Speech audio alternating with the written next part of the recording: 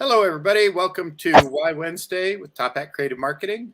And today we have Lisa Haas, and she's a marketing strategist, going to go over things today about marketing during a downturn or a recession. So how you doing today, Lisa? I am great. I'm excited for spring and good weather and all of the energy that comes along with this season. It's definitely there, isn't it? So we really need to figure out how to best direct that energy and in this marketplace and where we are right now in this economy. So how do we go about doing that? It's a great question. I have a lot of people asking me right now how to pivot with the big R word running around, the recession word running around our economy. Not certain we're necessarily in a recession at the moment. There's some markers that kind of pro and con that. However, marketing in adversity, or when you feel like maybe you have a luxury brand, and how do you stand out from the crowd when maybe money it feels like it might be scarce, is an important aspect regardless. So I just want to talk a little bit about the psychology around marketing, kind of the different types of categories of buyers and what they think about when they're in that buying environment, when there's a recession, and then some proactive things that your business owners can do to stand out from the crowd and maybe even pick up some market share during this time. Nice. That Yeah, sounds like that'll really help us out. I hope so. So, first, let's kind of talk about the buyer categories. There's really four typical buyer categories, regardless of what kind of an economy we're in. You have, um, when we're in a recession environment or in a downturn, the first group automatically stops spending. So you have your spending stoppers, so to speak, that they often can be the hardest hit, the lowest income, and they shift their spending in different ways, most of the time with just stopping. So if they're a stop spender in your world, just know that about your marketing aspects. We'll talk about some ways to combat that. The second category are those who are opportunists. They're patiently waiting. They're waiting for the short term hits to happen, and they're looking for that long term security when it comes to spending their money. So oftentimes they'll sit and wait and sort of review how the economy looks. They start to look at some predictors and start to really strategically plan when they're going to spend their money. The third group is that comfortable group. They're able to weather the storm. The recession's either not impacting them or they feel comfortable regardless of a downturn in the economy. So their spending habits don't shift all that much. And then we have our favorite group that we wish we all had, which is that carpe diem style, seize the day. I'm going to spend it today regardless. Less concerned about the future of money. They can somewhat be impulsive shoppers. Saving money is less of an impact because they want the product in front of them. So if you can really first identify what kind of buyer behavior you have in your own marketing aspect and your own consumer, you can begin to kind of place your world, your group of buyers into one of those categories. Do they stop spending? Are they patiently waiting? Are they comfortable and able to ride the storm, or are they carpe diem?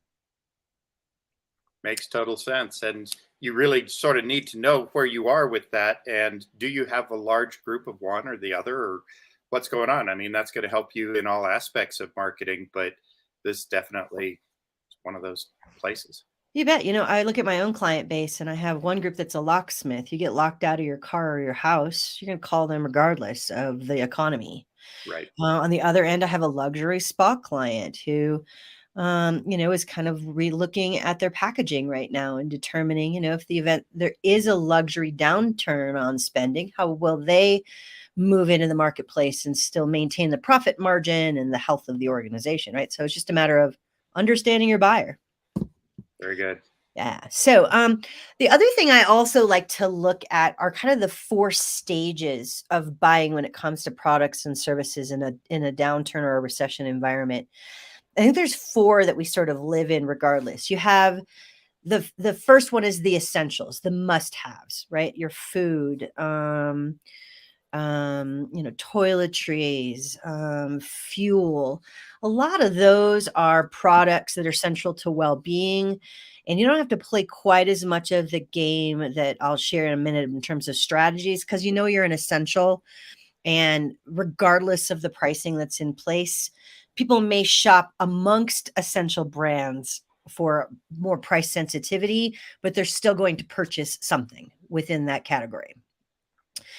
We have another group that is that postponable group that there's a perceived need, but they believe they can put off the purchase for a period of time, a wait and see, where it might be an essential, but it may not be an essential right now. So there's another group there, that kind of a wait and see postponable group that will look at a buying environment. We look at like our mortgage rates at the moment. Many people are looking at those going, interest rates are a little high. Maybe I wait for a moment. I don't necessarily need to refinance or remodel or whatnot in our world. Yes, I work with orthodontists and they deal with that a lot. Okay, well, we can do that next year. It is something that's going to happen, but it might not be this year. Completely, right? So understanding that's part of that buyer behavior again, of how can create that sense of urgency that now is the time, and or do business planning, knowing that cash flows are going to shift and that you may realize a different kind of profit environment, next spring. Right. The third group is that indulgent group. These are a little bit more that impulsive buyer. Again, they look at spending their money on certain thing as a treat. They look at immediate purchases and they sort of justify those as sweet indulgences. And in recession, even people do treat themselves. So are you a type of brand that may lend to messaging around treat yourself? Like my luxury spa, you may be in a recession, but having that massage could reduce your stress and bring you back to center, and it might be worth spending those dollars, right? And then you've got that fourth kind of category of spending, which is expendables, plain and simple, unnecessary. You look at the world of luxury trips or overseas trips, that those may be unnecessary. People may decide to go to a local national forest instead. So, an expendable is sort of is a desirous thing that you want, but not necessary. So if you know whichever category, are you in an essential? Are you in a postponable? Are you an indulgent? Or could you be considered an expendable? Will all inform the kind of messaging you present in front of your buyers. Makes perfect sense. Yeah. Now, so many questions. Okay, I'm going to let you go on because I just too many things popped in my head. If you have questions, bring it on. Go for it. Okay, so when we talk about kind of prioritizing marketing during these environments, there's a few things that I would recommend here. I've got 6 kind of big ones that I look at. The first is really evaluate the opportunities, both in the marketplace as well as in your own product line. Can you see that there's a way to position a particular product that meets the need of that postponer or that essential, where you can begin to prioritize the things in your business that are essentials or indulgences that you can bring forward and consider them to be more like a value offering. You're going to, consider profit margin even in some of those. Some of your priorities or opportunities in your business are, make more dollars when I market this product versus that product. And they fit with the current environment and perceived value that's in the marketplace. So really look at your business and figure out where are the internal opportunities. And don't forget about those external opportunities. When I'm doing the SWOT analysis, opportunity is actually something in the marketplace. So is there some place where you can align differently and maybe pick up a new client base or create more brand awareness in a segment that you weren't aware of? So that's my first kind of prioritizing marketing. Second, really evaluate what's your highest return on investment in your marketing world. I was literally reading an article from HubSpot this morning that still shows email marketing has the highest return on investment on every demographic group. For every dollar spent on email marketing, an average of $32 is made. So if you know email works well for you, evaluate the highest return on investment marketing tactics that are available at your fingertips, or going to a networking group or placing a social ad. Just really evaluate and understand your key performance indicators and know what's really bringing money back into your organization in the world of marketing. So things are getting a lot of buzz and things are getting a lot of coverage, and TikTok's got more clicks than Google does now, and so on and so forth. And meanwhile, email marketing is still just trudging along, being the workhorse of the marketing world. That's insane. Totally. Well, and I always look at, and let's just talk social media in general. Social media is merely one component of your marketing mix. Right. When you look at the promotion of your P's, your 4 P's of traditional marketing, social media falls into promotion. And quite frankly, social media can be a slow boat to any type of direct measurable result back to your bottom line. It's really more of the third thing that I also prioritize, which is focusing on the long term of your business. So if you know after the recession that your brand will rebound, now is a great time to look at some of those littler, not even littler, that's not the right word, more focused attempts like social media, Mhm. TikTok, Instagram. Keep that brand awareness building. Exactly, because you're really focusing on that long term, knowing that your buyer group is going to return. Now, one thing I see on focusing on the long term is a lot of people during recession or downturns will begin to change their messaging. They know they have a luxury, indulgent style buyer, and then they start talking about high quantity purchase, low quality environments, and now their buyer gets confused. Of wait a minute, I thought you were a Lexus, and now you're trying to show me, the Dodge Pinto. I might have aged myself Ouch. there. Right? And you can confuse your market. So if you're not looking at the long term in terms of your marketplace, of yes, we realize that, we are a luxury brand and there is a recession happening, and all the more reason why this is the investment for you. Don't go changing into cheap marketing. Just remind the value of what it is that you do and keep bringing that forward, and or then present a lower priced product instead of cannibalizing the product that is the luxury. Does that make sense? Oh, absolutely. Because I mean, I was just looking up stuff. I love Tesla and talking about that. And a marketing car guy was saying, hey, Tesla's got different options. And so you're not going to get the Model X, you're going to get the Model 3. Mhm. But you've got choices. Don't drag the Model X down to the level of a cheap electric car. It's still a really, really nice electric car, one of the best. So Mhm. don't cannibalize that. Don't belittle that. Keep that messaging going. Give them another option. You bet. And that's a perfect example. Instead, what they're doing there is they're stabilizing the brand, reminding buyers about the values, and they're recreating those value propositions and value statements to remind you the choices aren't necessarily outside of our brand line, but that we have an array of choices for you. Right. Right. Perfect. So it's a lovely way to just remember the long game when we're going through these short term adjustments in the economy. Okay. The next one, this one might be counterintuitive, but I like these environments. I do more marketing when there's a downturn because there are others who turn off marketing. It's a natural kind of Well, inclination to start turtle. looking at different centers in your organization and think, I'm going to start cutting cost centers. And even though marketing is a revenue producer, there's a lot of old school thinking that we're about pretty brands. And no more is that the day. We are really revenue producers, pipeline generators. A lot of the activity we do in the marketing world can now be tracked through data science. And so I actually tell you, if you have the opportunity to do more marketing at this stage, you're going to find you gain marketing share. And that when the economy rebounds, you're going to have amazing growth. Absolutely. And one of the things that I run into is the fact that you've got time. I can't get a lot of my partners, prior practices I'm working with, to spend time with me when the wheels are coming off because they don't have enough staff. They've got too much work to do. They've got too many clients coming in the door and they're having a hard time. And it's completely understandable. They're doing as much as they can without breaking down a wall and adding more to their production. And so, since that's not going to happen, they just go as fast as they can, extend hours, do whatever, and they cut out some of the things they could be doing.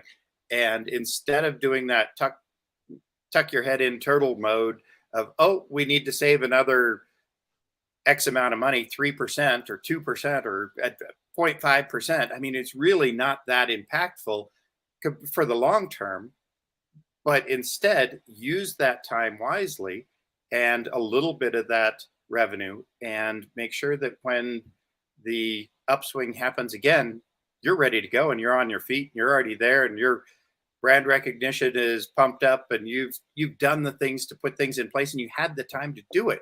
I love that message. I spend a lot of time talking about that.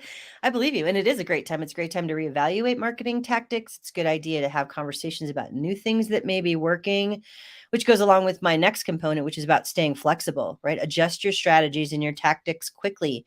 Meet with that idea that you thought you had a couple of years ago and see if there's still viability. After the pandemic, understand that brand loyalties changed pretty significantly. Some brands aren't there anymore, or that we've had some polarizing environments that have changed people's greenwashing or whitewashing tactics, right? And some of those environmental, sustainable governance, ESG policies are starting to drive more of those buyer decisions. And so if you can stay flexible, look for the opportunities in the marketplace and invest this time to determine what's working and what's not working in your organization and your marketing aspects, and then remain flexible so you can leap onto new opportunities. When things rebound, you will be positioned in a way that is so different than the individual stuck their head in the sand.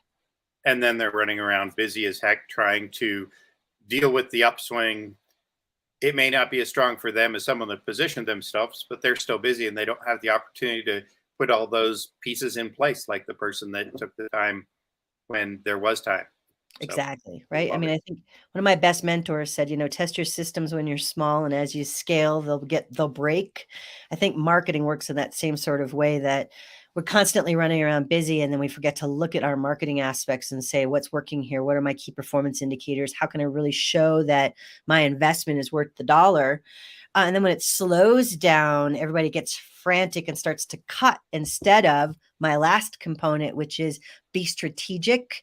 And at this time, really begin to understand what works and place your dollar bill there if you have a limited resource. Like I just mentioned, creating a brand new TikTok channel at this stage of the game may not be the best answer for you, unless that's part of that long-term game and it's going to create market share, because it's kind of a slow driver for your business versus a clickable Google pay-per-click advertisement where I can track right back to my website and whether or not there was a conversion, right? So I think that feeds right back into the bigger conversation of now's the great time to look at everything and plan differently and take advantage of the opportunities that might be presenting themselves.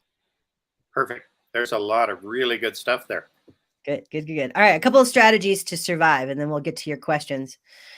As I mentioned right out of the gate, do more marketing, right? As the economy begins to rebound, there's going to be less players initially because some of them are going to stick their head in the sand or leave the business altogether.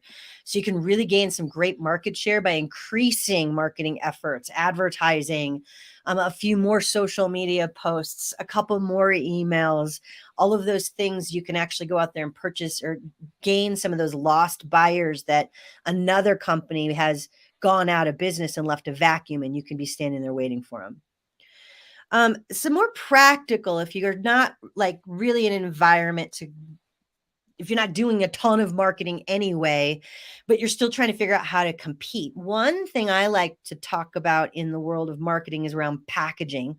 It's one of those magical P's as well.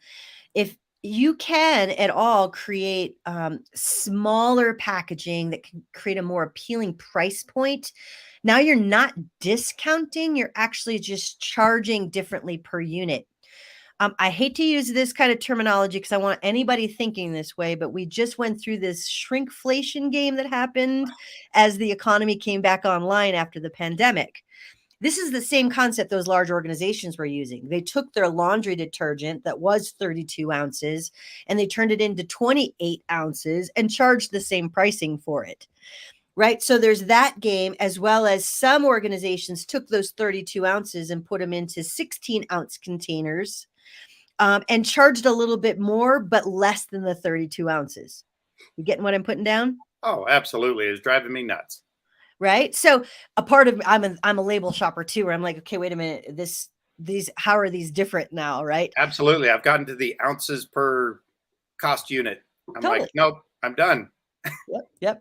And if you pay attention at that level, then you can see this strategy in play. Absolutely. Now, as small business owners, as orthodontists, as I know you work with a lot of medical practitioners, what you can do in that environment is just it's a smaller package or it's broken up differently of like, well, the initial visit has been carved out and it's only $99 where before it was 150. And then when you come in for your fittings, you can put in value components that make the whole process look a little bit more affordable, even if the price tag is the same. Right. So it's just a perception game that can help keep your product in play, especially if you're in one of those categories. We've got some spendthrift groups. The other is don't forget that people buy on emotion. It's 90% emotion, even in a recession No environment. matter what. So, right. And only the other 10% we use to kind of rationalize the emotion that we've experienced. So I use a lot of you deserve it type of messaging. Now is the time to take advantage. I do a lot to try to appeal to that emotional buyer and creep in on that the indulgent, I deserve it kind of feeling, even if it's an essential purchase. I build the value, right? And then return to messaging that's all about now's the time and you deserve this. If you can appeal to that emotion and create the story arc where the buyer is the hero for making the choice of you, you're going to really not have as many price objections unless it is, an essential item. Absolutely. Even toilet paper, people will spend the extra on the quilted whatnot versus the cheap one ply because of the emotional attachment with that experience, right? So, let's see. A couple other things that I've noticed. Do some loyalty breaks. I see this is a great time to turn punch cards or return, loyalty type products. It's a great time to bring those out so that people choose Nice. your brand versus another brand. I've heard some programs where you promote savings by buy now versus later. So I think Schooner Tuna from there was a movie, Mr. Mom, Once Upon a Day with Michael Keaton. And Schooner Tuna came out and said, we're in it with you with their little American flag and said, for this short period of time, we're going to discount our product by 50%. And then once we weather the storm, we'll return to pricing. Right. So there's this element of if you buy now, you might have some savings versus buying later. Great messaging as well. That message I just also shared is another emotional component where you're creating empathy in your brand of we're in this together. We're with you. Yeah, another great way to align when you're in an economic downturn or you feel like your buyers are really struggling with that spending and buying behavior purchase. And then last, position for the future. Keep focusing on your core brands, the needs of the customer, the problem you're solving. Now is a great time to review all your value propositions, go over your 6 P's of marketing, which is the product you're offering, the pricing strategies you're using, how you're packaging it, how you're positioning it in the marketing place, how you may be promoting it out there, and never forget the people, which is my last and final 6th P of the world of marketing. And we did go over that in another video. You'd have to hunt back a little ways. It's been a few months, but it is there. Yeah. So these are really kind of some of the areas that I start to focus on when I have customers call me and say, okay, we're starting to struggle. We're seeing the impact of a downturn. Or if your market is changing, it's not just about recession, but if all of a sudden there's a vacuum in your marketplace or your own business, you feel like you're overpriced in some place. These are great strategies to take a look at and move that into the marketplace and do some test, track, adjust, and see what works for your buyer type out there. Absolutely. So the 3 that really hit me were the last one, most recent one you talked about was the empathy and the we're in it together. I really like that strategy. Mm-hmm. The time, taking advantage of the time that you have because you've got more time to do things because you're a little slower. Things have taken a downturn. Mm-hmm. That is one of my biggest messages to my clients is let's do this because oftentimes I can't get you on the phone because you're too busy. So let's take advantage of this instead of really pulling in everything and hunkering down and hoping we weather it. Let's lean forward. Yeah, hope is not a strategy. It really isn't. It isn't. It isn't. It isn't. We want it to be, but it isn't. Understood. And then I lost my train of thought. The third one, the biggest one I wanted to talk about, and I completely forgot it. Packaging, you deserve it. Um, Flexibility, doing more long term. Any of yeah. those? The email marketing. Hmm. That was a nugget. There's so many people have given up on that, haven't refreshed that. Run it through Chat GPT. Get it fluffed up. Make it look good. Do whatever you can do, but give that some attention and sort of revamp it. You bet. You want to talk a little email marketing? I think we've had a session on this, but if not, we We should have. schedule one. Right now is a great time as well to note that email statistics consistently are evolving and they change over time. Email is actually predicted to continue to grow over the next 5 years as a high level ROI rich technique because we have them in our phones, smartphones, etc. Every generation from 18 to 34 still look at email. They're just doing it on a different device. Yep. And then start to understand the patterns. I love A/B testing. Check your subject line. Check the Right. time of day. I've been marketing in the digital space for 15 years. Time flies when you're having fun. Mm-hmm. I come originally from digital news or from original traditional media, newspaper, radio, television. And I'll tell you this, in the 15 years of digital marketing, I every year have to go back and refresh my biases and thinking around email marketing because you think there's a fatigue there, but it still works. Now, it doesn't work if you send everything out at 7 a.m. and you hit the mass delete thing that happens first thing in the morning. Start to study your audiences and look at the optimization tools that are available through Constant Contact, MailChimp, HubSpot, Marketo, whatever tools you happen to be using, because Right. they're using AI to determine, 3:15 is when your audience most readily opens emails. They look at your world and give you your predictive tools. So study that information, do A/B testing where you send half of your crowd one subject line and then the other half another subject line and see which works. Mm-hmm. Don't forget about reinitiation campaigns where you send the email twice to the group who didn't open the first time with different headlines to see what grabs them. And if possible, personalize and customize your email to the best of your ability. Use buyer history if they've purchased things from you. If nothing else, stick their name in it. Hi, Lisa. Here's that wonderful pair of shoes you've been looking for. We've seen you on the website. There's lots of technology nowadays to help really make email one of the power tools. And my last word of advice, which I have been I'm a professor at the University of Denver, and I've been back and forth with students all day on this one topic. Check your own biases when you're thinking about email. You may not open certain types. That does not mean your audience does not open that same email.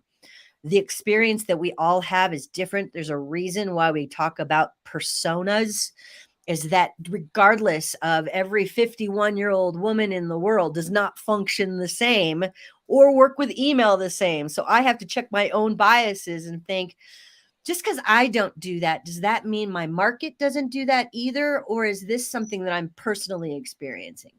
I've run across that a whole lot, Mhm. especially with doctors and stuff. They're like, nope, that's not the way the world works. And it's not the way your world works, but the world has changed a lot. It So has. I really think we need to get back to this maybe in a couple, 2, 3 months. We're going to be going over LinkedIn next time and then SMS in a few months. But I think I want to put this back on the burner as an entire topic because it really is fascinating and there's so much there.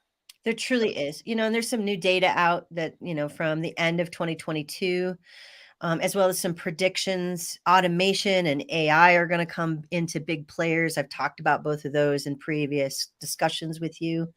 Yep. You could have a conversation about email every year and it'll be a different conversation. So I'm happy to bring whatever content you'd like me to on that topic. Absolutely. Well, I absolutely appreciate your time and knowledge. This is great as always, and we're looking forward to more. if you have questions, that take a look at the past Facebook Lives with Lisa. We've covered a lot of different stuff. Most everything, absolutely everything she's brought up so far, we've covered. But we are going over LinkedIn. We are going over SMS in the next couple months, and then we'll just keep adding to it. Thank you again. You bet. Thank you so much for having me, Brett. Have a good one.